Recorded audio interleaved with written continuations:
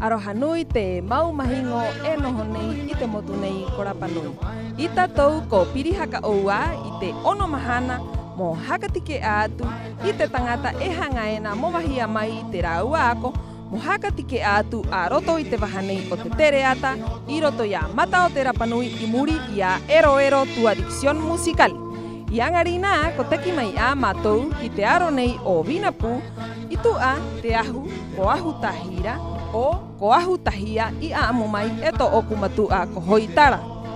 Bienvenidos a nuestro sexto capítulo de nuestro programa Ero tu adicción musical. Hoy nos encontramos aquí en el Ahu Tahia o Ahu Tahira, que nuestro coro Hoitara fue el que me contó la historia de este lugar.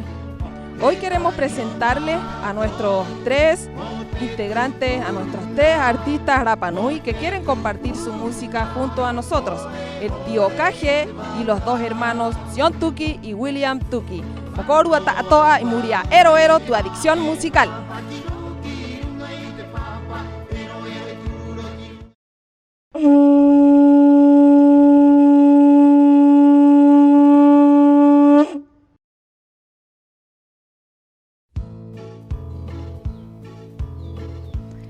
Tatou ko teki mai a ki te aro nei o Ukarangi mo hakatike atu mo hakarongo mai e korua i te aamu o te koro ko Kaje to ona ingoa. Arohanui e koro e pehe koe? Ni oliva. E koro ka haka ite koe ki te hua ai ta atoa i ta uhe koe i haamatai i tupu ai tu hanga mo papa i te ako, mo hapi te hakatangi i te kitara, i te kaua, i te maa e aporo. Te mana uhe i tupu ai, i te horera pa i ngā poki noho a, hakarong pa i nuu pa ariera, hakatangi era pa i omoi pa i toko i korohu aera, i mene ta nanga, a oku maa maru au aera, ta koa, i mene, i te aia, e poi poi u himene ai e poi u himene la hora era ora no che si ria himene ora non creare e poi poi e o he homoi poi me ai ro at me petite poi o te hakara poi era u he homoi poi e himene he hoe e ngi himene da me ni poi himene ni te ko ke mo me poi ngaro ro a poi tingo te aringo to wa te ma kia kontato ya kirunga hue e mene o nei pai e koro nako e ko haka ite mai a a imuria ai koe i hapi ai te hakatangi koe iti no a hakarongo koe te rua nuku o te tahi motu o te ao au i te hakatangi ya nu urahe nu era horero ngā poki noa hauru mapaiti e iroa pai te nu hangaro ake ngā poki au i angi me hakatangi mai korohu ani e kine kumushi e iroa upa pito era ya la korohu pai o hakarongo atu era hakatangi mai era na hoi weu i mata itai korohu itai kumushi i ngoa mai rong yang homoi ai pai ke homoi pai he hakatangi hang ina pai o kai hakatangi ui no apai ira pai kira korhu kia ita ata riroroko te koa haere ra maua au pai he poki hakai mai tu o para ki au mau peira pai i Hawaii pai ho pai au i hoera ko ka pu te pano me hakatangi opa o mai ko hamarake pai te atu kapo pai kira no au pai i te hamai ai au pai i o atuera pai ina pai o kai hakatangi re pai hakatangi ho atu i te opa o pai te no ata kapo pai re pai hakatangi ho ai i te he hamai pai pena mai ra nu pai i te ke i hamai i te hakatangi pero happy me o hakatangi ka hoi hauru mataiti hauru mataiti o tu korua ni kumushi ora korhu apa I happy mai au porque ai ro ati upa te toko ya re I cambiar mai ma mai te pai ya ora korhu ya ora ko pe pai happy mai au tu upa ra pai ya kuite apa ira korhu tu upa chak tang ya ni happy mai chak tang pero ina pai pai mo te nga pa ki ka ya urma ka hoi ha urma ma thai ti na pai ko he na nga pa ki pai ya mira korhu pai ha kro mi homo yai que pai ngaro te tu para toro te pai era guairo pai te primo ata noi ku te tang toro te tu pai ya pera pai eu I nasi homo ya me aktang ya ina pai eu kai men era hore to ku ya re tapa tu me ke pai me ra ku ya ngare e ro pai te tai no sawiri no na me happy pai ti men koro ka haka ite ko ki te hua ai a koe papa iena he hatu manau. Bueno, au he papa ini si men. No hama no wa he manau. Hi men. No au he manau pare hi men no wai. No ko he papa ta hi men ni roti uok. Uok pa me ri wari ba mo te papa iti men rot. Ya ko pa I hama eu ko mai he ori matu pai ko kwaso were tu hot witi e ori matu te hami o te hami ta o ni ori mene no o matu yur hai ha ori ma pai pai matu ori ai te hami ya mai la kon pai tu pi ho ye me ori ai mai matu te tu hot wit pit ori ma pai pe ama te matu ori ai tu hot witi Koro tahi rongo mo te hua ai haka ite koe ki ara ua I te ingoa o te ako nei koe ka haka tike aena. Bueno, te o tu himene bueno, himene ho I ora hora o himene era te ingoa himene era o te ora era eonge no wa eonge no wa pa kwa mama wia te ingoa himene era Himene haka aroha pai Himene tangi pai o kwa mama eonge noa Wia te ingoa ti men Maururu koro ima tau ko hanga a mo mahia atu I te me nei mo haka tupu I te karu repollo I mahia mai e te nuu o te agrovet he maururu kia raua I te tautoru mai I te mātouanga koro ia Bebe no amo, korua ta atoa I muria ero tu adicción musical.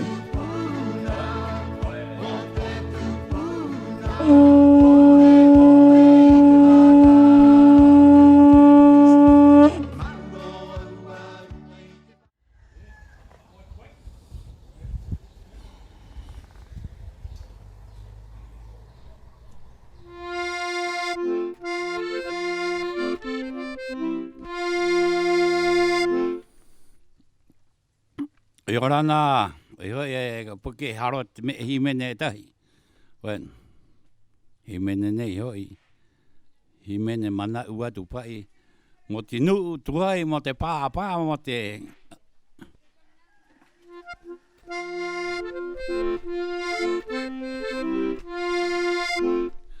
Akatoro no atu korwa I te ngā poki I mātou katawa paro atu Anatoro atu hoi I ngā poki ere Ki te kanahari era o te ra ua mamatia era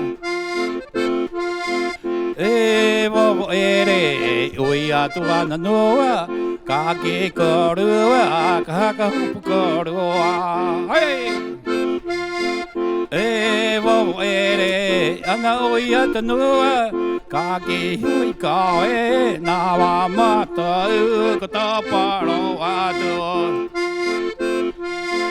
Hakatoro no matu mata wi te ngā poki Haka hopu korua ko ngā poki e nā Hakatoro atu mata wi te ngā poki Tu tua na korua ke te kona hari era o te ngā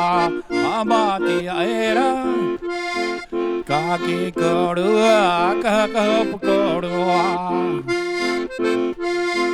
Iui atua na noa ka ki korua I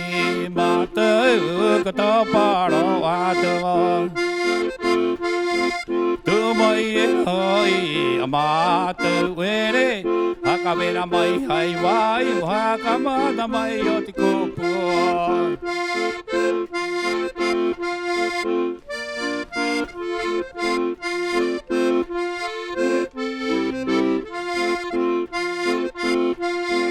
Taka toro no mai ka roa I te ngā poki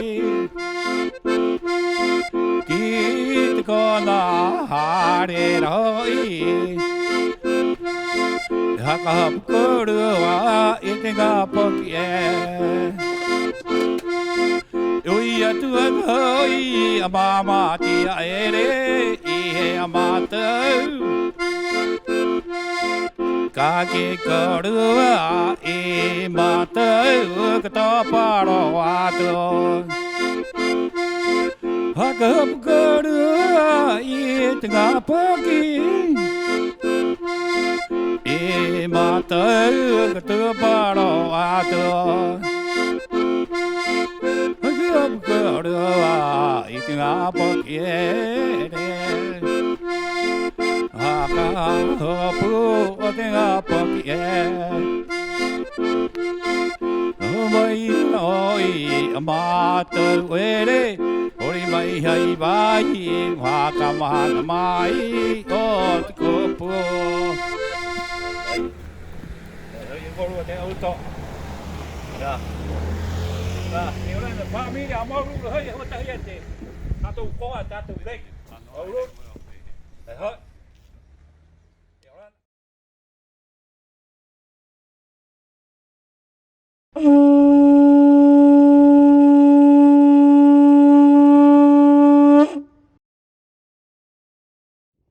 He maururu atu kia koe te matua ka he I tuhanga momahia mai te ako nei Mau haka o I te manau o te tangata ki te tau era o te onge, ki te tau era o te bebe. Y le damos las gracias al tío Cajé que quiso compartir su bella y triste canción que recuerda sus tiempos de pobreza, faltas de recursos, etc. I te horanei he te ki tātou ki te aro era o vai a mei, mo vananga mai te ngata ina nei e rua ko John Tuki y ararua ko William Tuki. Y ahora nos vamos al sector de Bayamey. Nos encontraremos con estos dos hermanos, dos artistas que quieren compartir su música junto a nosotros, John Tuki y William Tuki, y Muria Ero tu adicción musical.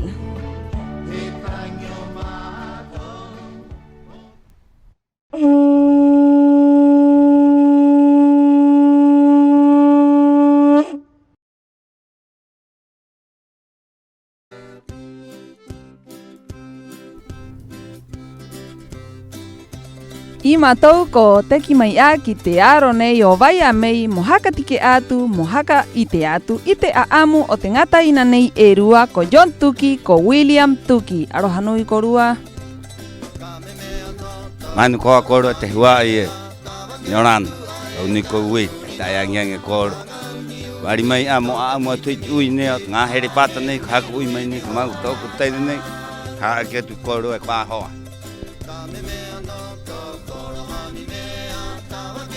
Nyorana te maumahinga o te kāinga, I he aamunga te pai, ko ungi te mauaro te himene, I ngā here patani ki ene wiri, tu mai nei haka ui mai te maua, I Bayamey, ko ungi te horaha mātahanga o maua o himene o maua ki Anganira. E te matua ka haka ite koe ki te hua ai I tauhe koe I haa mata I tupu ai tuuhanga mo hapi koe te hakatangi e mo papa I tuu manau mo haka ero I tuu wako ki te hua ai. Ia, atahiti ra e kai ite te hakatangi te ki tara ina he hanga I rā me. E oho, Muriera, hua ayere o eu no te ava. Piri mai tito veneno. Kio kope nei o kope era. Noho. Hakarong heo he pore kumai ro te au tanga. Wango chimen. Chimen ni maua mo. Peira yo hoi te roto ukua. Piri me ko nu tato an ko kwa Sergio. Taero tato ano te ara. Ma tu ha ere. Me kope nei me kope era mara iruni o me ye. Tupu tiang yang man tiri himen ra ya aku ya.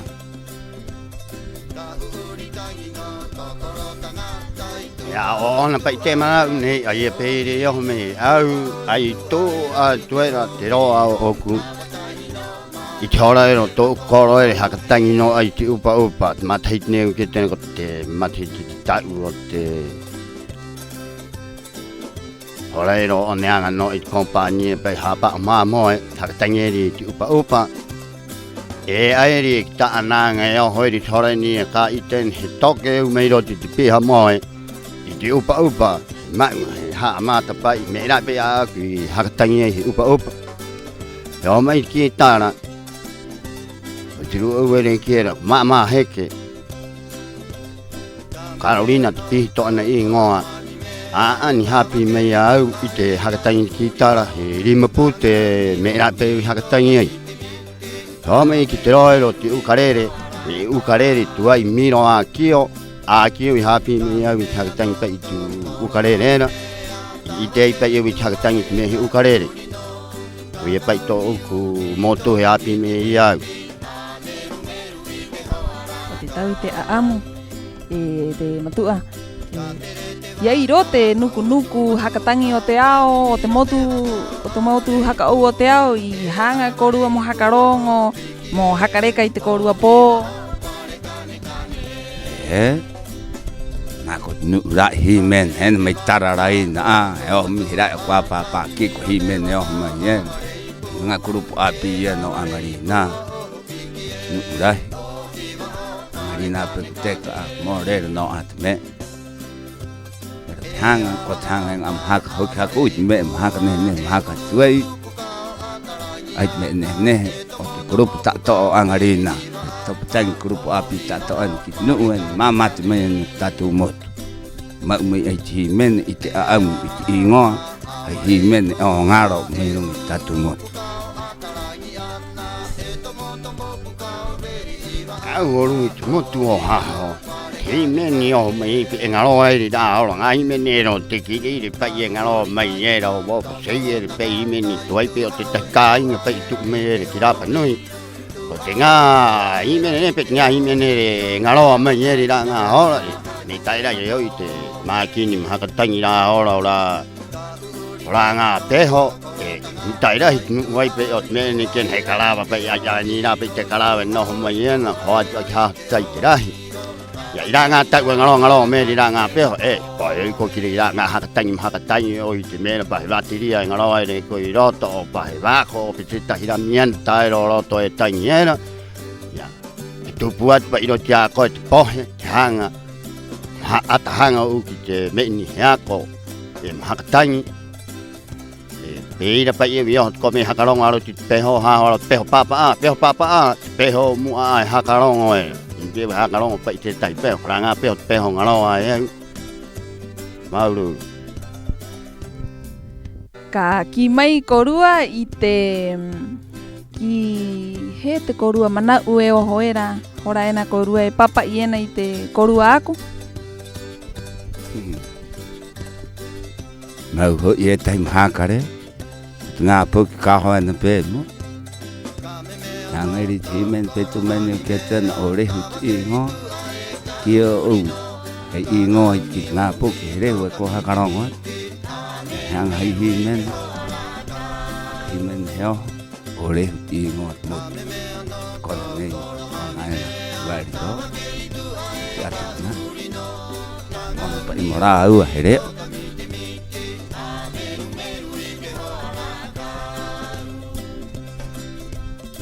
Te mana na ni chore papa I ti meni to pa ma ye na pa ira hora chore cha ra hi ta vi va ya me chore ni ta a o me to pa ma nga mana I Jimenero hokule pa chaura tu lại mero thola lại tu mero hokule te ke pa yeu ya ko pa yeu mo on me lai chi me nya ko ko eu mo ni ta tu kai ngam ni a tu pu mai pa thang om tu cha na ke no ko ta au ka pa chaura e pa pe ko hi me ne ta hi me ne ta au ka pa chaura ya pe to pa me te mana pa pa yo thi men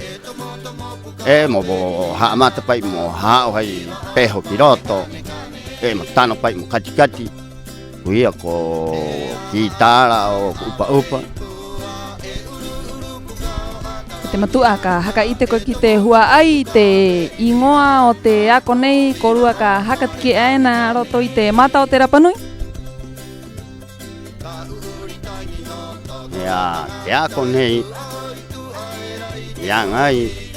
mau la rua pa cha ura ai no ati nu hi no atu o he mana mo ko mo nu an tani ne o ti me ni man ti ya ngai tani mau a ke mau a pa he tani na pa cha ura ino ho mai ai tani ngai ro vai te a mai ti ki hang mau a tari mo na ma thi chora ho la ka hi tu o ku e yo me mai vai te e no ho ra ma tu man ti mau a ro te nu a to koro era mantiri e tu me mau ki mo o mo to pare ko te ni ki ni pe mo to pare tap tai pe o vai a me no ni te ni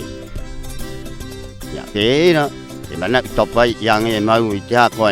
mau mo a tanyo mau a i te ro ka ni o mau yo me vai te mantiri ki vai a me thora ni i mo to pare mau ru te mahinga Matua Willy, hanga amato mo mahia tu e tahi pute i mahia mai e te agrovet hanga amato mo maururu ke raua te raua tautoru mai i hewa ai atu te pute o oneri riva e takoa he pute parau nei e rua e iro ate karu o te cebolla e mote mareni e mote ahara nei ka hanga e nai koe mo oka. Hanga amato mo maururu ki a koru ata atoa te mata ita imai mana tiri muria ero tu adicción musical.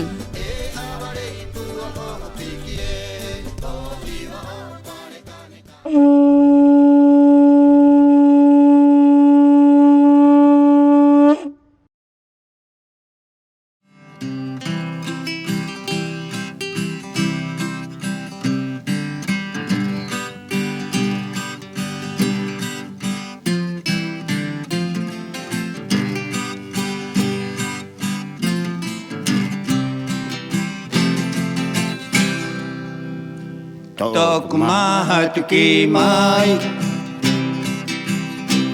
Kaha ere au i te pō E roa te o te a E punga e mai nei Mai man tiri au E ki mua o vai te a Ai motu ao pare au Au e ora tuena Ai mai roto i toku toto nei E ki roto i toku hangaranga nei Kia korua te puai e te taina e Ka haka hoki mai koe I te hanga i te here Ki roto i te mahatu I te otea i te pō Te mai roto i toku toto nei I roto i toku hanga nei Kia korua te puai i te taina e Ka haka hoki mai koe I te hanga i te here I roto i te mahatu I te o te ai te po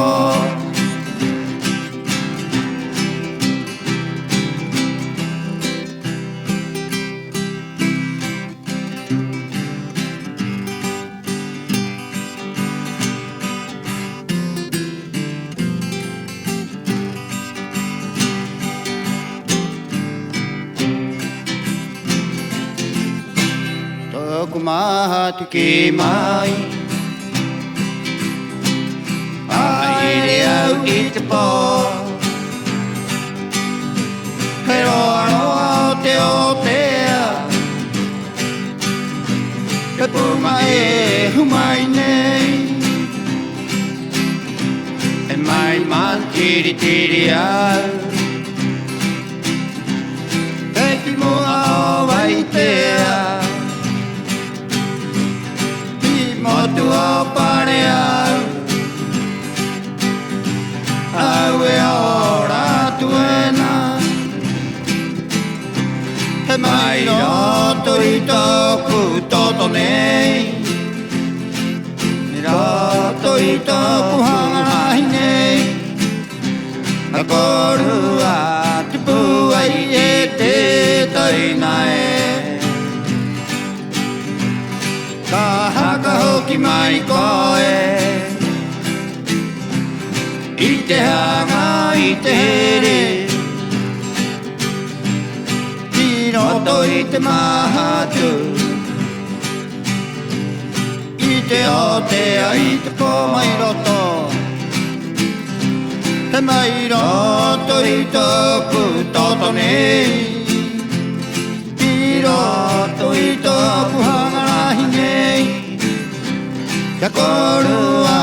te puai e te taina e Ka haka hoki mai koe I te hanga I te here I roto I te mahatu I te otea I te pō Ki roto I te mahatu I te otea I te pō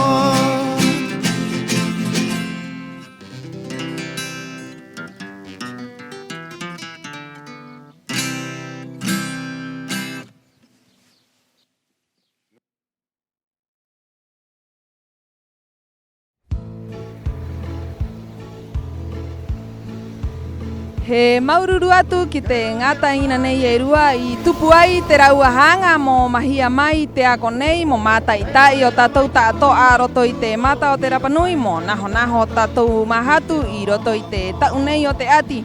Y queremos agradecer a estas dos bellas personas, dos bellos humanos que quisieron compartir su música, que trata de su vivencia, de su familia aquí en Rapanui en los tiempos antiguos.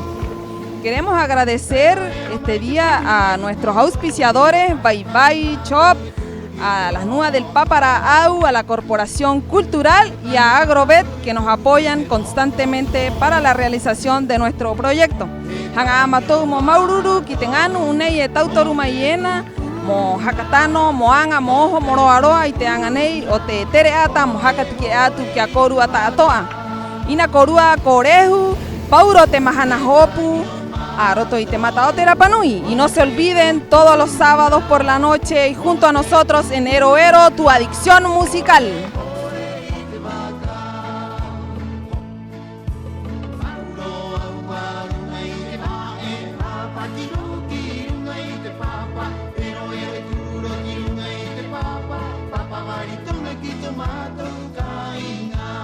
Mm.